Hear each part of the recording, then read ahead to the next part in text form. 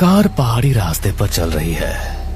बाहर से तेज बारिश और बादलों की गड़गड़ाहट की आवाज आ रही है। पहाड़ियों की ओट में छिपा शहर के कोलाहल से कोसों दूर नीलगिरी विला खड़ा था।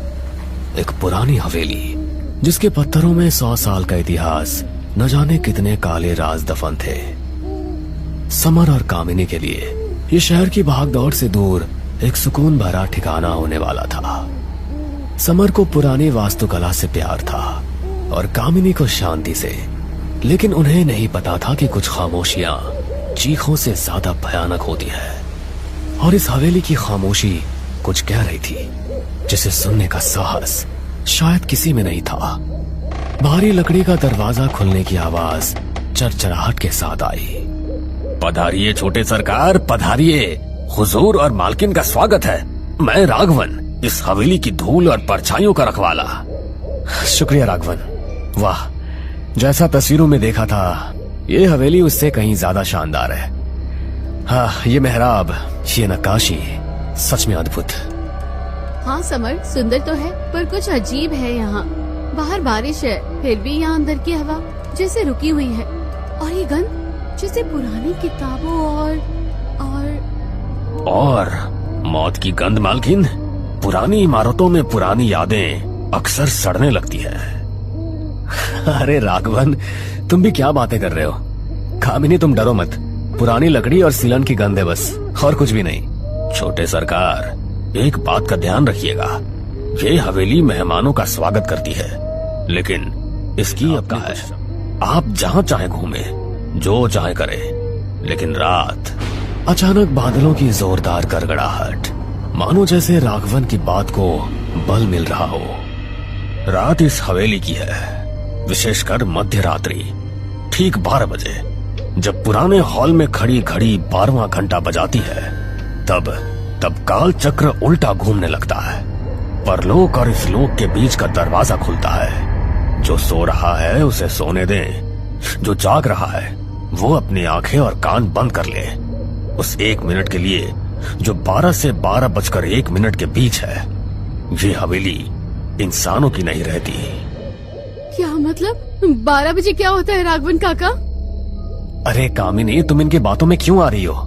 और राघवन, ये सब पुरानी कहानियां पर्यटकों को डराने के लिए अच्छी है, हमें नहीं। देखो, हम थक गए हैं, हमें हमारा कमरा दिखा दो। मेरा काम चेतावनी देना था हुजूर, मानना या ना मानना आपकी मर्जी।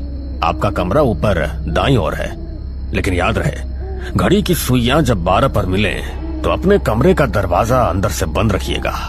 चाहे कुछ भी सुनाई दे, चाहे कोई भी पुकारे, दरवाजा मत खोलिएगा। रात का सन्नाटा, बाहर झिंगुरों की आवाज, कमरे में घड़ी टिक टिक कर रही है। दिन बीत गया।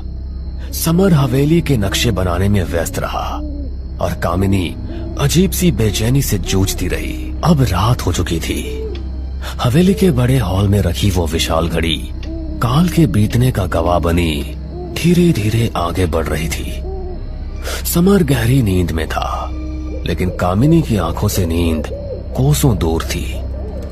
उसकी नजर बार बार दीवार पर टंगी घड़ी पर जा रही थी। घड़ी की टिक टिक तेज और भारी होती जा रही है। 11:45, 11:50, 11:55। 11:55, सिर्फ 5 मिनट बाकी है। राघवन काका ने कहा था दरवाजा बंद रखने को, पर समर तो सो रहा है। क्या सच में कुछ होगा? हवा का एक तेज झोंका खिड़की से टकराता है। कामिनी चौंक जाती है। समर, जागो। क्या है कामिनी, सोने दो ना, कितनी रात हो गई है। 11:58, 12 बजने वाले हैं। समर, मुझे बहुत डर लग रहा है। नीचे हॉल से अजीब सी आवाजें आ रही है, जैसे कोई भारी चीज घसीट रहा हो। कामिनी, अति कर रही हो तुम। अरे कोई आवाज नहीं है, ये सिर्फ हवा की वजह से पेड़ की टहनियां खिड़की पर लग रही होंगी। वो बूढ़ा राघवन तुम्हें पागल कर देगा अपनी कहानियों से। नहीं समर, ये हवा नहीं है। सुनो, ध्यान से सुनो। लगता है राघवन अभी तक जाग रहा है, नीचे चक्कर लगा रहा होगा। लेकिन राघवन काका का कमरा तो बाहर आउटसाइड में है। वो 12 बजे हवेली के अंदर क्या कर रहे होंगे? कदम कमरे के दरवाजे के पास आकर रुक जाते हैं। सन्नाटा और गहरा हो जाता है। वक्त जैसे थम सा गया।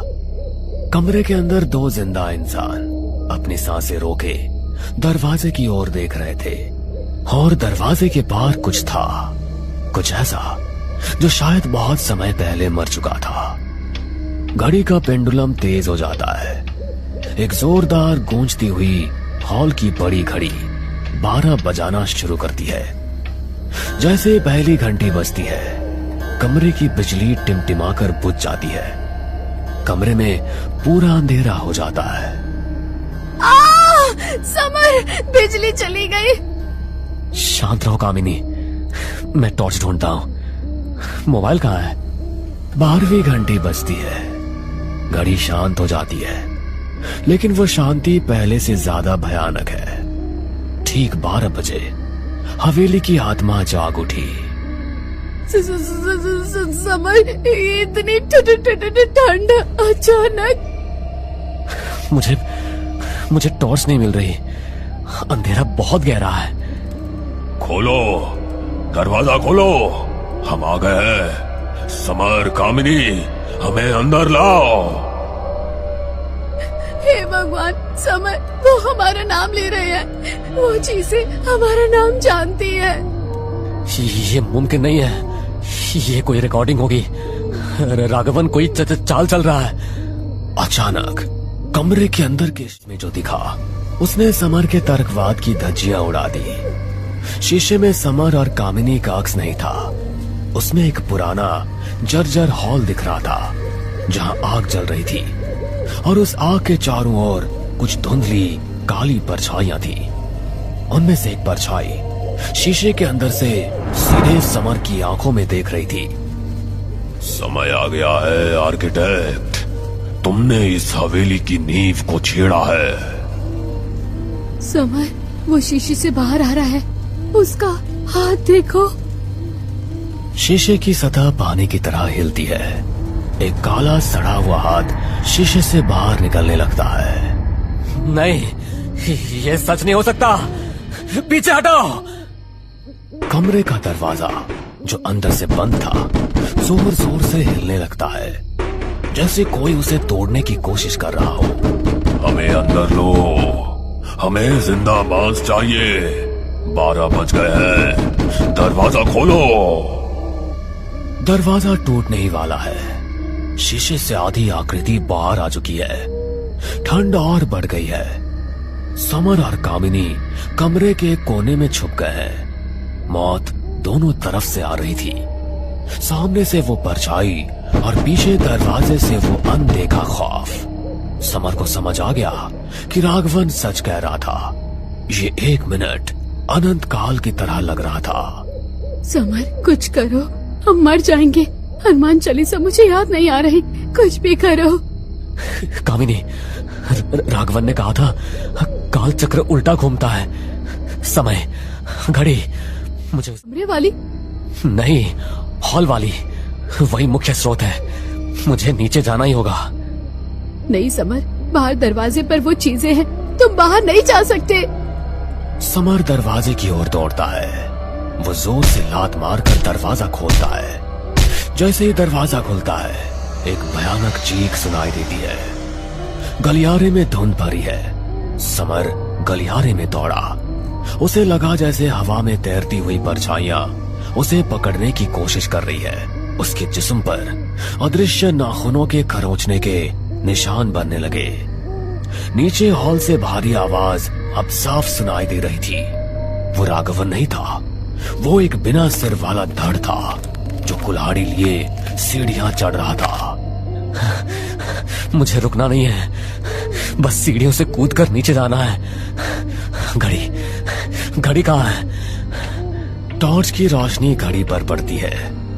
पेंडुलम अभी भी तेजी से हिल रहा है। घड़ी की सुइयां 12 पर ठहरी हुई लगती है, लेकिन पेंडुलम हिल रहा है। वहां वो विशाल घड़ी। समर घड़ी की ओर बढ़ा। उसके पीछे वो बिना सिर वाला दैत्य कुल्हाड़ी उठाए खड़ा था।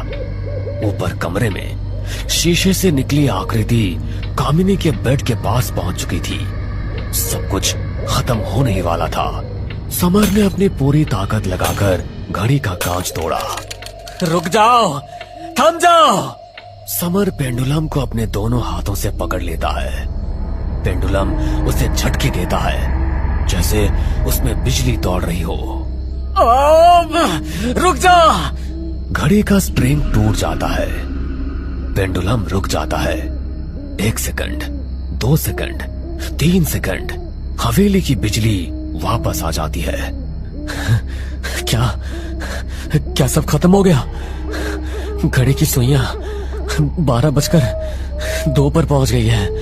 तभी किसी के दौड़कर सीढ़ियां उतरने की आवाज आती है। समर तुम ठीक तो हो? वो चीज गायब हो गई। जैसे ही रोशनी आई वो धुएं की तरह उड़ गई। शीशा फिर से सामान्य हो गया। हम सच था। सुबह हुई, लेकिन समर और कामिनी के मन का अंधेरा अभी तक दूर नहीं हुआ था। उन्होंने तुरंत ही बैग पैक कर लिए। जा रहे हैं छोटे सरकार? हाँ राघवन, ये हवेली हमारे रहने लायक नहीं है। तुमने सही कहा था, रात इसकी है। आपने घड़ी रोक दी हुजूर। आपने उस दरवाजे को बंद कर दिया जो सदियों से खुला था। आप बच गए क्योंकि आपने सही समय पर विश्वास कर लिया। वक्त कभी नहीं रुकता। इस घड़ी का स्प्रिंग टूट गया है, लेकिन काल चक्र नहीं। काल चक्र कहीं और इंतजार कर रहा होगा। समर और कामिनी चले गए, लेकिन नीलगिरी विला आज भी खड़ा है, शांत, खामोश। उसकी बड़ी घड़ी अब बंद है, उसका पेंडुलम स्थिर है। लेकिन अगर आप रात के सन्नाटे में ठीक 12 बजे उस हवेली के पास से गुजरे तो ध्यान से सुनिएगा। आपको किसी के रोने की, किसी के फुसफुसाने की और एक टूटी हुई घड़ी के पेंडुलम के हिलने की आवाज जरूर सुनाई देगी, क्योंकि 12 बजे का खौफ कभी खत्म नहीं होता। वो बस इंतजार करता है।